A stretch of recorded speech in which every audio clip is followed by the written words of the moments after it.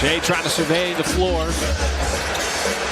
LeVert stayed down. Shai somehow escaped and puts it up and in. When it comes to talking about players that are difficult to stop, Shai Gilgeous-Alexander is quickly building his case for being one of the most unguardable players in the NBA. After a disappointing ending for OKC last season, they came into this season with something to prove. And they also did it with Chet Holmgren returning from injury, Jalen Williams looking like a future 25-point per game scorer, and the key to everything, the improvement of Shai Gilgeous-Alexander, which is saying something considering that we're talking about a player that averaged 31 points last season. But it's not that his averages have necessarily gone up. He's still averaging 31 points this season as well, but the manner in which he's getting those 31 points is absolutely ridiculous. Shai this season is shooting almost 55% from the field overall, 36% from three, and 88% on free throws, which we will talk about later. And the reason why he's been so efficient this year is largely due to his improvement on 2-point shots. This season, Shai is leading the league in 2-point attempts and shooting 58% on 2-pointers as a guard, which in my opinion makes the fact that he's averaging 31 points even more impressive, especially considering the era that we're in right now, an era focused on 3-point shooting. And again, it's the way that he's been getting these buckets that's been really insane to watch. His ability to get into the paint is pretty much unmatched by any other guard in the league, and it's largely due to his quickness and his ball handling. On almost any given possession, SGA is showcasing his ability to change speeds at the flick of a switch, which allows him to either get his defender off balance or get downhill quickly, or a combination of both. This season, he's averaging 24 drives per game, which leads the league by far and is almost 5 more per game than the next highest player, which is Jalen Brunson. On those drives, he's shooting 57% from the field and taking 11 shots per game on those drives, which is over half of his shot attempts. But in addition to his speed, he just has really good awareness of what is going on, and he seems to know exactly when to attack. But even in addition to that, the way that he dribbles is sort of, I wouldn't say unorthodox, but it's just not something that you really game plan for. Going back to his quickness, Shai has made it a point to start accelerating on his drives during his crossover. Usually, you'd expect a player to do their crossover between the legs, behind the back, whatever it may be, and then take off after they're done with that move to whatever hand they're going to attack with. He accelerates during the crossover, which is another thing that gets a lot of defenders off balance and just catches them off guard. One thing that also helps is his length pause, which makes it easier for him to sort of weave in between and around defenders in situations that other players maybe couldn't be able to. The amount of times we see him with a defender on his hip and he can just take a huge stride and basically get in front of them on his way to the rim, I mean, that's basically what he's been doing all season. And it's been very difficult for people to stay in front of him. And even when it appears that he's shut off, that's when his shiftiness comes back into play, because now you get the stop on a dime mid-range shot. This season, he's shooting 52% on shots from 8 to 16 feet, and even if you do manage to get a hand up, it probably won't matter. He's shooting almost 45% on contested mid-range shots this season, and in terms of 2-point attempts overall, he's 58.1% on contested 2-pointers.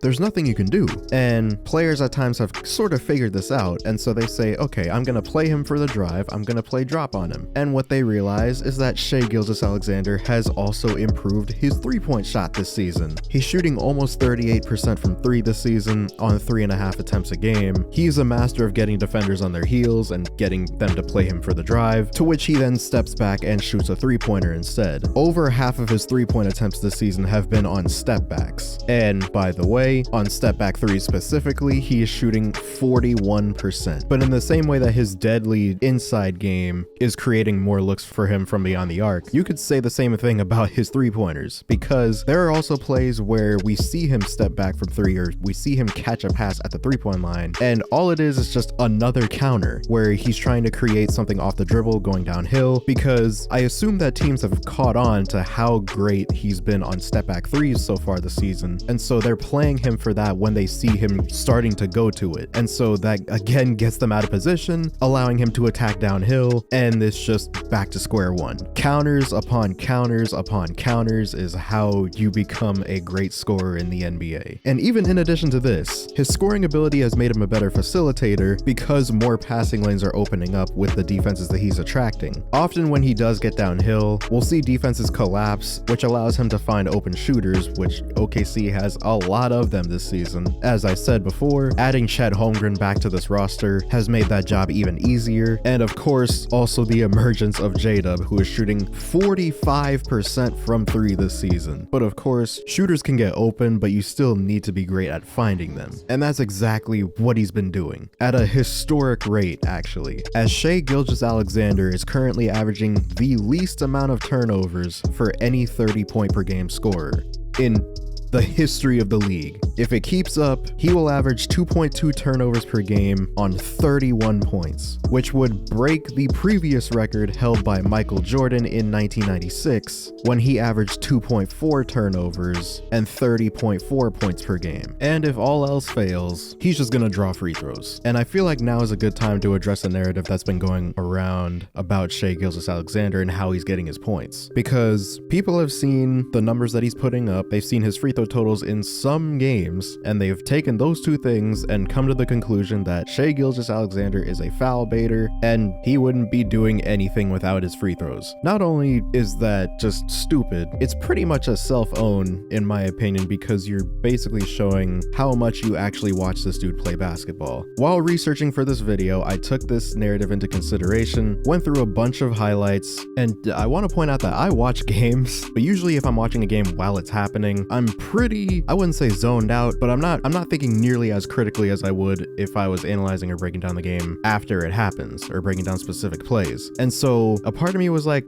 is he foul baiting? Even though I'd watch him and don't really notice anything like that going on, I still have doubts. And so I had to do my own digging just in case. If you guys don't know, me and a handful of other NBA YouTubers get their highlights from The High Low, which is a website that basically compiles all the highlights available on NBA.com and basically just makes them much easier to find in terms of specific plays that you might be looking for. I went to that, looked at his free throws drawn, and just sorted by random, and a lot of the free throws that he is drawing on defenders are just actual fouls. There are some instances of just blatant foul baiting that you might see from someone like Trae Young or Luka Doncic or someone along those lines, but they're not happening nearly as often as him just getting the defender to jump on a pump fake or reach in or just foul him outright because they don't want to give up the layup. I feel like more people will come around to this when he's in the playoffs and more people actually watch him play a lot more games. But for now, I just wanted to address that real quick. Offense isn't even the only thing that he's providing. Because of his length and his ability to move his feet, he's been playing some great defense all season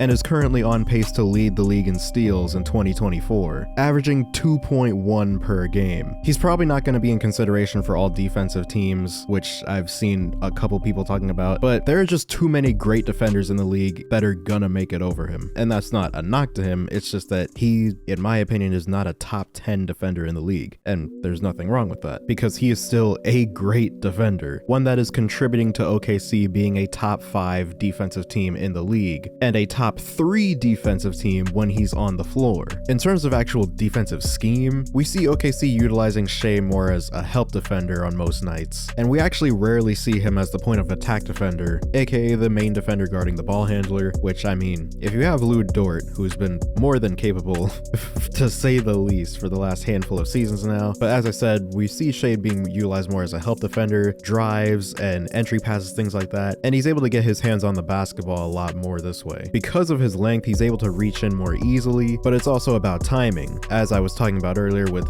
his ability to just know when to attack. He also has a great ability to understand when to help, as a lot of times when there's an entry pass, for example, he's already rotating over as the receiver of the pass is now occupied by having to catch the ball, which gives him time to rotate over and basically surprise the big man or whoever is catching the entry pass. In terms of opponents shooting at the rim, teams are actually shooting a lower percentage against Shai Gilgeous-Alexander than they are against Lou Dort. Players are shooting 65% at the rim, with SGA as as the primary defender, which is on par with other really good defensive players under 6'7", such as Jaden Ivey, Jaylen Brown, Jalen Suggs, and his own cousin, Nickeil Alexander-Walker. He's been great on both ends of the floor this season, and it's a reason why people are giving him more consideration for MVP, as the OKC Thunder have gone from a play-in team last season to now having the best record in the Western Conference, and a team that other contenders are gonna have problems beating. A lot of that thanks to the 6'6" point guard that has been quite literally, in every sense of the word,